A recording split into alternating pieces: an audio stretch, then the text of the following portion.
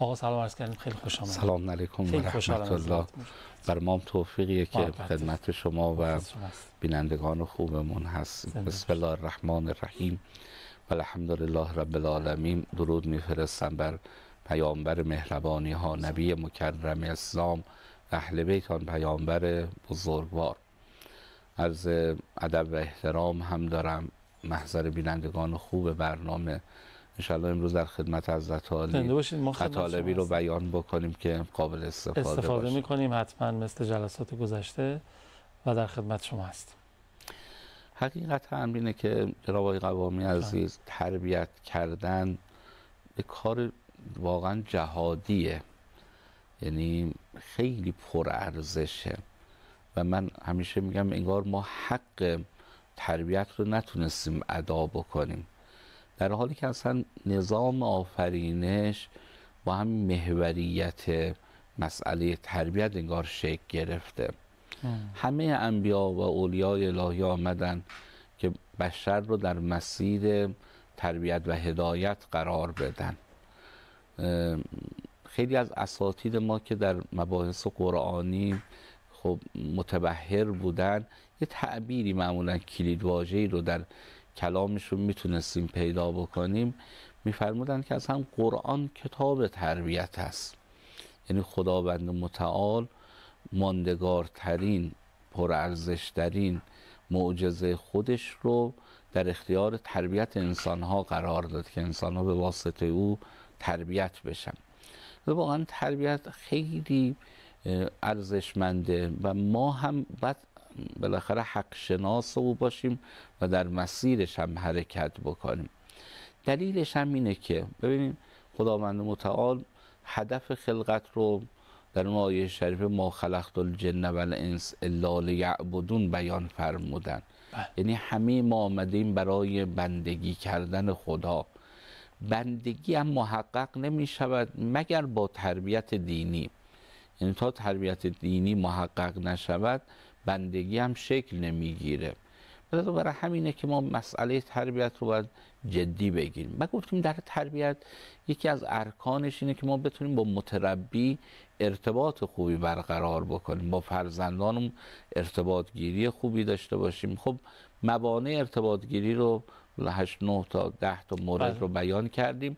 حالا رسیدیم به اینکه اگر بخوایم یک ارتباط خوبی بگیریم با فرزندان که بتونیم بعد از او تازه وارد بشیم که اینا رو چطور تربیت بکنیم، چه کارهایی رو باید انجام بدیم، نکاتی مطرح شد.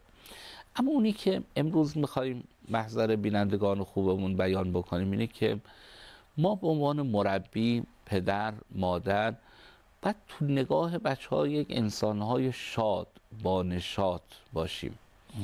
ببین انسان‌هایی که با نشاطن، بالاخره انسان‌هایی که شادن دوست داشتنی ترن، خواستنی ترن و این بعد اتفاق بیفته. بعد ما ببینیم چقدر روایت داریم.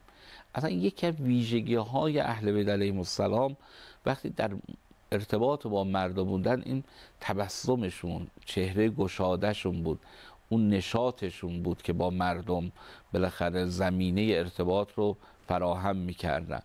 و این انسان ها سراغ آدم های اخمو، خمود، آدم های ناامید، آدم های افسرده نمیرن، فراری هن از این آدم ها.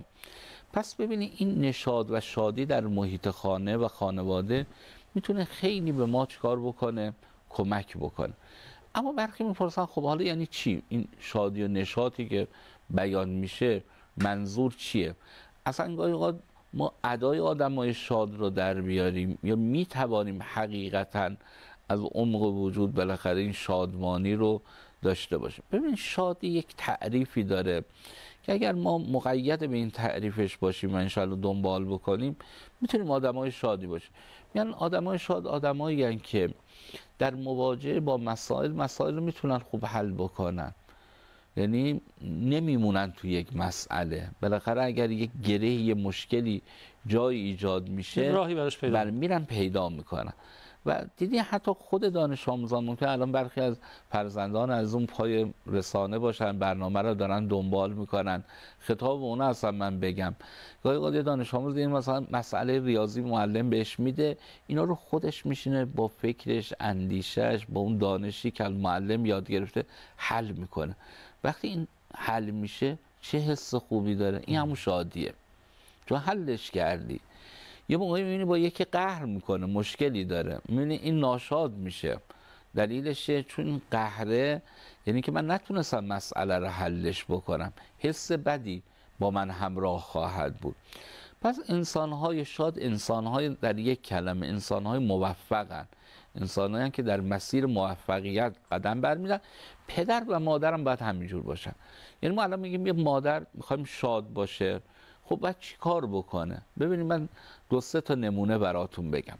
یک، سعی بکنه دانش تربیتی خودش رو ببره بالا. یعنی مادری که مشکلاتش با بچهش کم بشه یا حل بشه شاده. دوم، با اطرافیان، مثلا یه موقع شما یه خانم میبینید با مادر شوهرش مشکل داره، این همیشه انگار یه بار غمی گوشه دلشه، یعنی اگر اینو حلش نکنی مشکل باقی میمونه. من یه موقعی توی جلسه خانمان بودم، گفتم ببینید الان شاید خیلی از شما بگین مثلا من با مادر شوهرم مشکل دارم، خب چی کار کردین برای حل این مشکل؟ گفتم من یه سوال میپرسم، راستی آزمایی هم میکنم. تو این جمع کی میتونه ادعا بکنه من 40 صفحه کتاب خوندم درباره مهارت ارتباط با مادر شوهر؟ باورتون میشه تو این جلسه که شاید 150-200 نفر بودن، شاید یک نفرم دست بلند نکرد. اصلا من میپرسم کتابی هم مگه تو این زمینه هست؟ یعنی اصلش براشون پرسش بودش، نرفتیم سراغش. یه موقع این بچه من لجبازه، مدت زیادی با لجبازی این دارم چیکار میکنم؟ میجنگم، جنگ میکنم، نه حلش بکنم.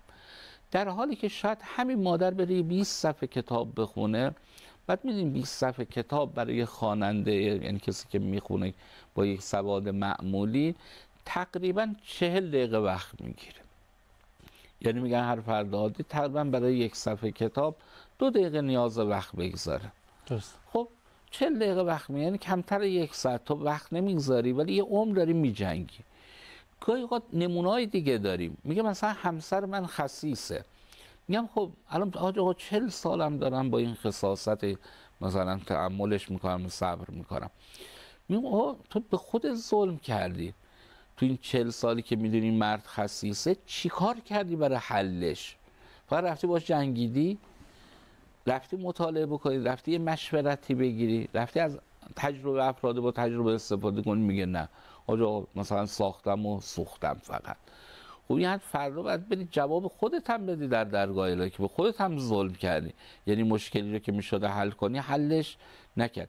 بعد این مادری که دائم افکارش اینه شوهر من خسیسه، خب این بچهش بیاد بگه مامان که بهش میگه درد، نمیتونه بگه جان، نمیتونه. چرا؟ چون مادر یه حس بدی داره، برای اصلاح این حسش هم هیچ کاری نکرده. این خیلی نکته مهمیه، به نظرم خیلی لازمه بیشتر روش مکس کنیم. این نکته کلیدی که فرمودین، خیلی از ماها تو خانواده با همسرمون، با فرزندانمون مشکلی داریم، مشکلاتی داریم و این موندگار شده، مانده و ما فقط احساس کردیم که باید بسازیم. بله.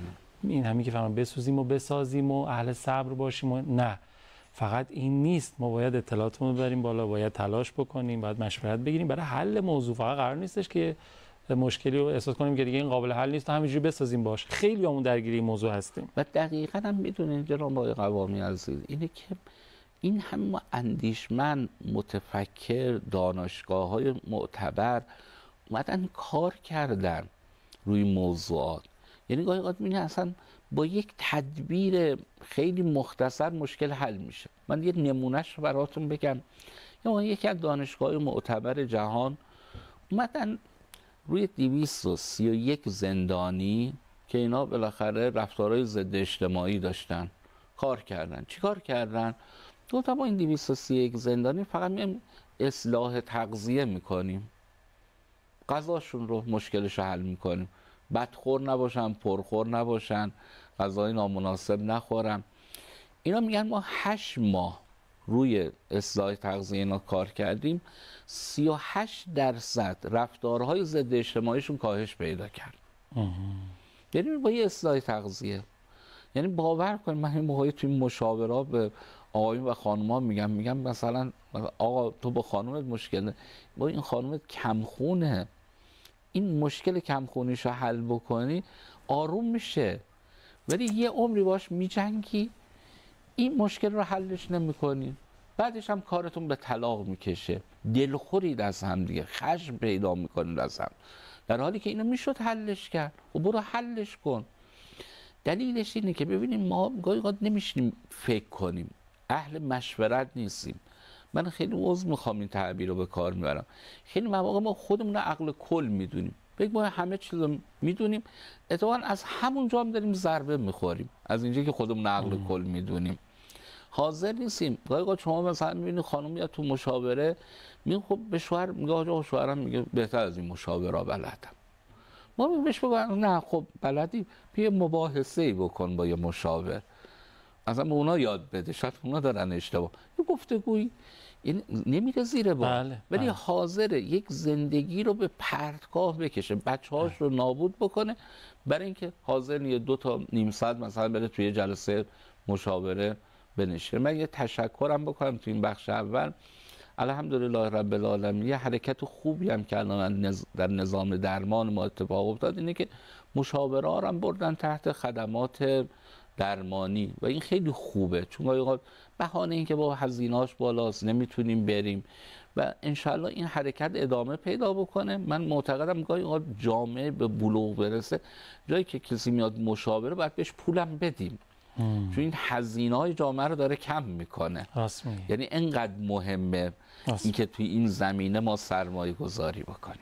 ولی واقعا ما خیلیامون میدونین درگیری مثلا این مشکل عمده‌ای داریم باش میسازیم، دست و پنجه نرم میکنیم، صبوری میکنیم و پیش خودمونم فکر میکنیم من فردا از دنیا برم تو قیامت جزو صابرین و جزو اینا، خیلی هم به من هدایا میدن و من وارد بهش میشم. چرا؟ چون با یه ظلمی که داشته بهم میشده کنار اومدم و مدارا کردم و ساختم و اینا. درصد که شما میگید پس فردا چه برسا تو مورد بازخواست قرار بگیری. چرا اون مشکل رو میتونستی بری حلش کنی، حل نکردی و فقط شروع کردی فقط خودتو به خودت آسیب رسوندن و اینا. نکته خیلی قابل تأملی بود برای همون. به نظرم بریم یه فاصله بگیریم و برگردیم و در خدمتتون ادامه گفتگو رو تقدیم کنیم. اللهم صل علی محمد و آل محمد و عجل فرجهم. ما حدوداً 10 دقیقه فرصت داریم استفاده بکنیم. خواهش می‌کنم. پس این نکته‌ای که ما عرض کردیم برای اینکه بتونیم ارتباط خوب رو بگیریم، این نشاط و شادی در محیط خانه است. یه علت این که گاهی اوقات ما ناشادیم در محیط خونه، وجود این مشکلاتی که نمیریم حل کنیم. این مسئله میاد رو هم دیگه انباشته میشه، بعد یه مرتبه انگار خل اصطلاحیم، یه لبخند نمیاد رو لبمون، یه مثلا گاهی اوقات یک جمله‌ای که خوشایند نمیتونیم به همسرمون به فرزندمون بگیم، بعد میگیم چرا اینا دور شدن، میره کنار رفیقش میشینه که هی دارن میخندن خوشن با هم دیگه. خب این خوشی باید تو خونه باشه، باید بین من و فرزندانم باشه، بین مادر و فرزند، بین زن و شوهر. و خود اینها میدونید فضای خانه رو تربیتی تر میکنه. من یه تعبیری رو اینجا اجازه بدیم به کار ببرم، میخوام یه سنگ محکی رو هم به مادرها هم پدرها انشاءالله تحویل بدیم که این سنگ محک رو استفاده کنم ببینم وضعیت چطور. مثلا اگر آقا وارد خونه شد، دید خانم و بچه ها گفتن آخ چون بابا اومد، آخ چون آقا اومد، امیدوار باشین.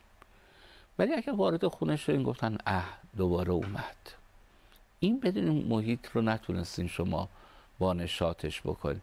لذا این پدر خیلی توانمندی کار تربیتی نداره. حالا به تعبیر دیگه این پدر ارزش تربیتی نداره، نمیتونه کار تربیتی بکنه، چون اون کلیدواژه اول که زمینه تربیت رو میتونه ایجاد بکنه در این پدر وجود نداره. خب ممکنه این پدر بگه که مقصر من نیستم که وظیفه با نشاط و با تراوت نگه داشتن خانه و خانواده به عهده مادر خانواده است، مادر خانواده هم طوری برخورد کرده که این فضا ایجاد نشده، بنابراین حالا عرض میکنم ببینید اینو بله این همون توجیه هاست میگم دیگه که همیشه وجود داره. ببین شیطان هم برای اینکه سجده نکنه برای اون عظمت الهی توجیه کرد دیگه، من از آتش اون از خاک، من مقامم بالاتر اون پایین. و شما هر گناهی، من معمولا توی این مشاورات که میشینم حتی گناهان خیلی بد و به تعبیری کبیره‌ای رو انجام دادن ولی توجیه دارن براش، توجیه میکنه قشنگ. ما اولا باید این توجیه رو بذاریم کنار. ببینید تو محیط خانه هری که وظیفه خودش رو باید انجام بده. لازم ما یه قانون و قاعده‌ای تو خانواده داریم، میگیم اصل بر اینه که من خوب باشم ولو طرف مقابلم بده، من باید روش درست رو برم.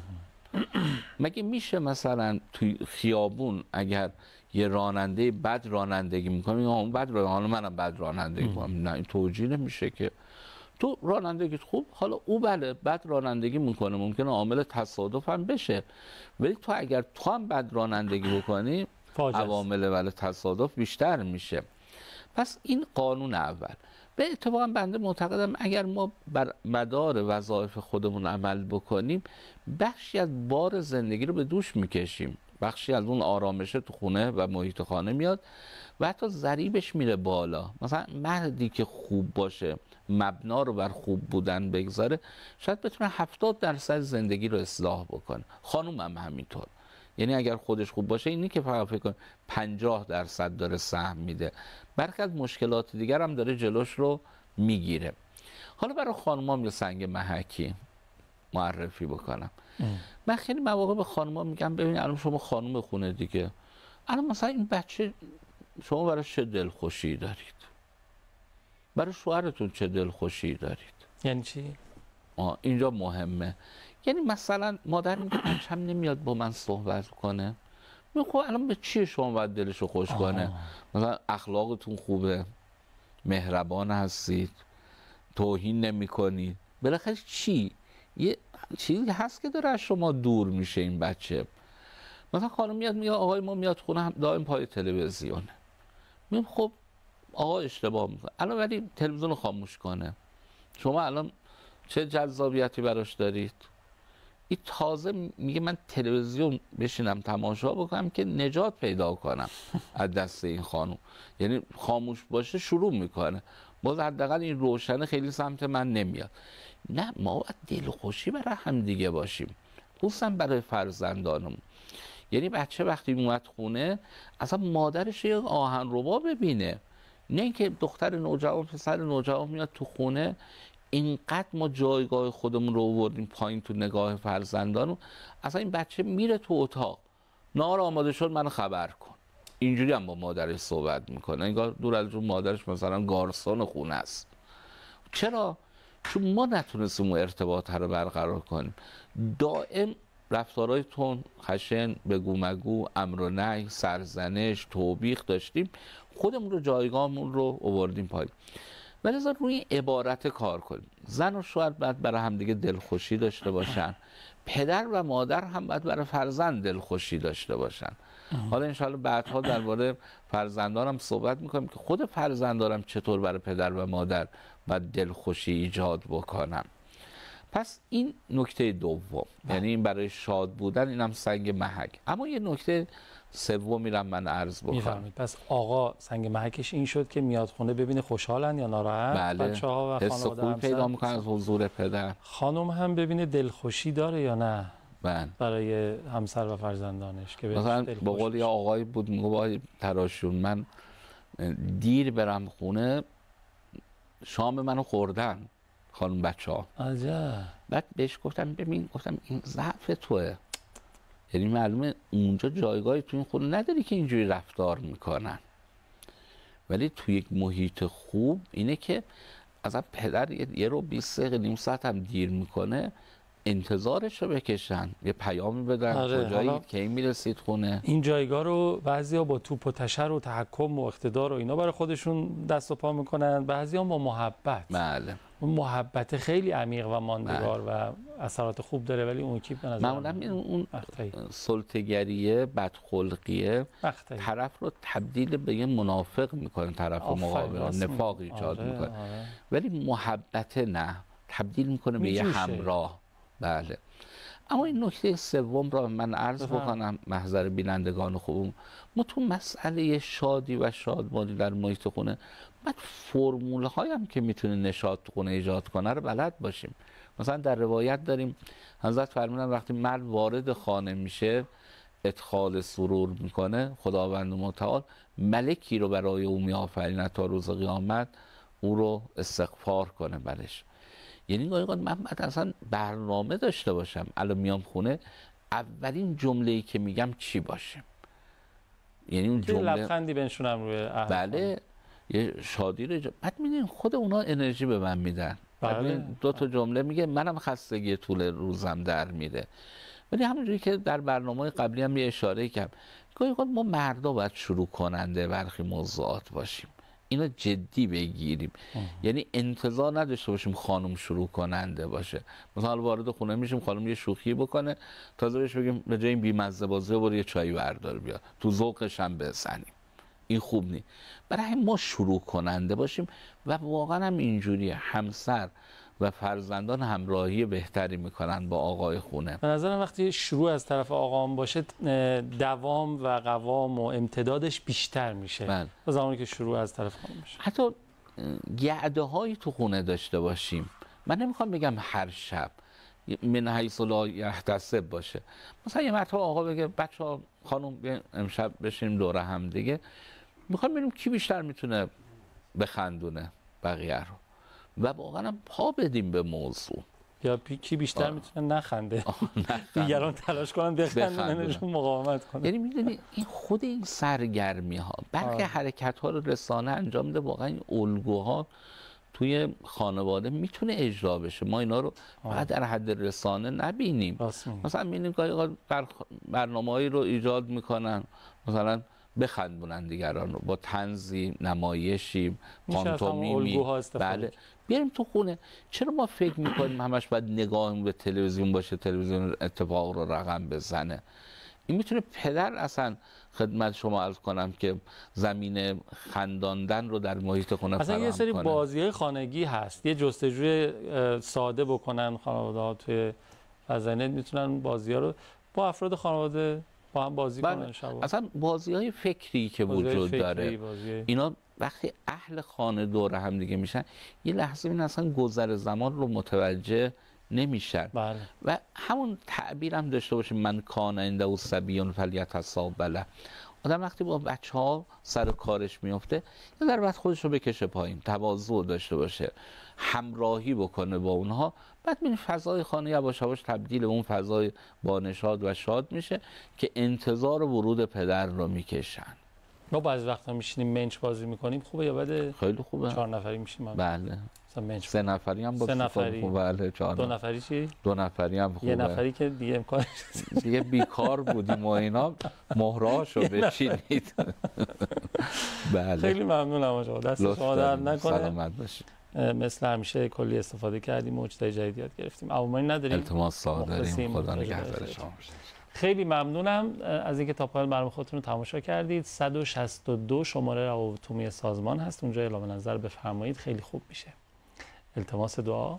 یا حق. خداحافظ.